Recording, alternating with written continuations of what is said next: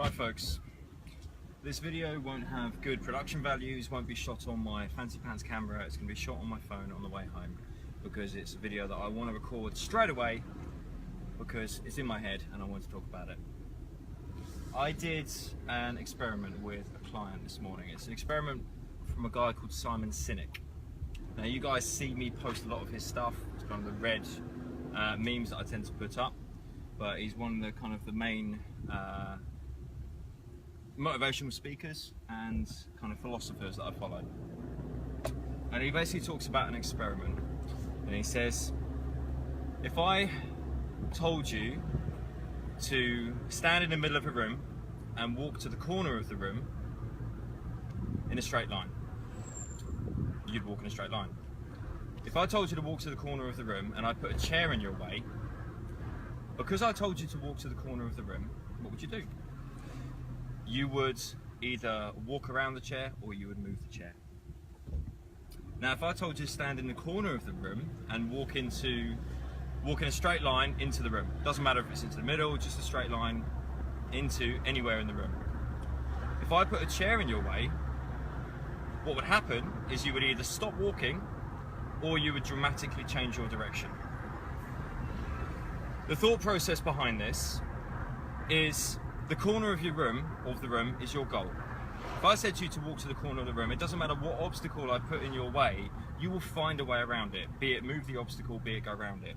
However, if you don't have a clear-cut goal, and I say to you just walk in a straight line, then you will walk in a straight line until you come across an obstacle. At which point, you will either stop or you will dramatically change course, therefore moving you away from a goal that you never had in the first place.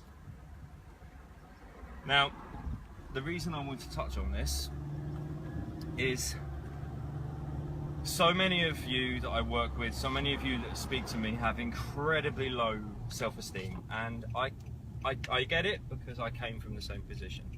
I was Mr. Pessimist. Life was shit a few years ago. I was introvert, believe it or not, and I didn't want to speak to people, I didn't want to answer the phone, I didn't want to literally do any of that. And because my self-confidence was so low until I found fitness, started working in a gym, etc., and found, performing, singing, playing guitar, etc.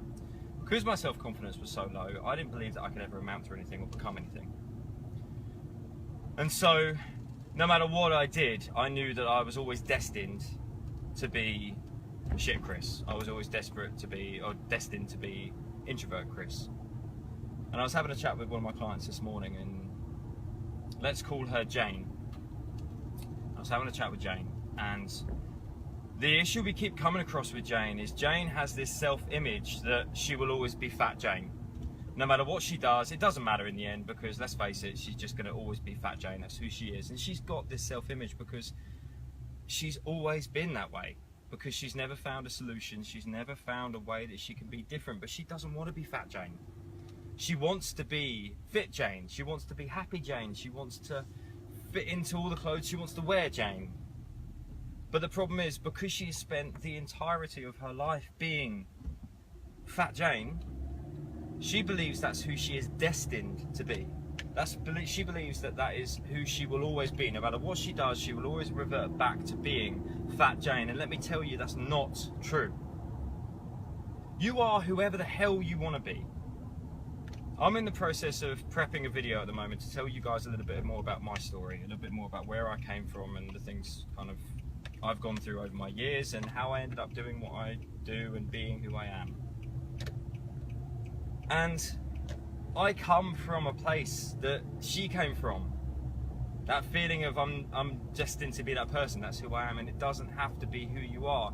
If someone had said to me that I would grow up to be in a relationship and have kids with the girl of my dreams, if you said to me that I would end up being in a fitness industry, bearing in mind I was the laziest fucking kid you will ever know. I used to go home from school and neck a packet of fucking digestives. And then if you said to me I'd be self-employed, something that I never in a million years dreamed that I would do and was petrified to do, I would tell you to fuck off. I am so, and also if you told me that I'd be this extrovert Moisey that talks to a camera left, right and centre, who bounces around and fucking makes a fool of himself, I would have told you to fuck off. I would never have believed that I would be this person. You don't have to be who you believe you're destined to be. You don't have to be the person you've always been. I don't care if you've been that person for 10 years, 20 years, 50 fucking years.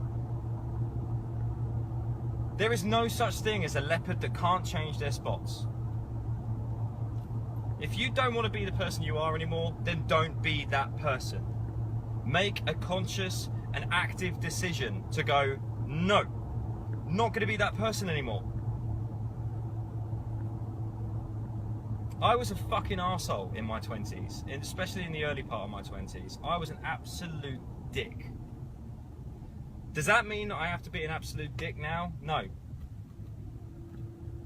I made mistakes yesterday, I made mistakes the day before, but does it mean that I have to carry those mistakes into my future? No, it doesn't. I woke up this morning, I woke up yesterday morning, I jumped on my phone 6.5 minutes ago, and I don't have to be the person I was 6.5 minutes ago. I don't have to be the person I was yesterday, the person I was this morning, the person I was 5 years ago. You don't have to be locked into the person that you are. You don't have to be Fat Jane.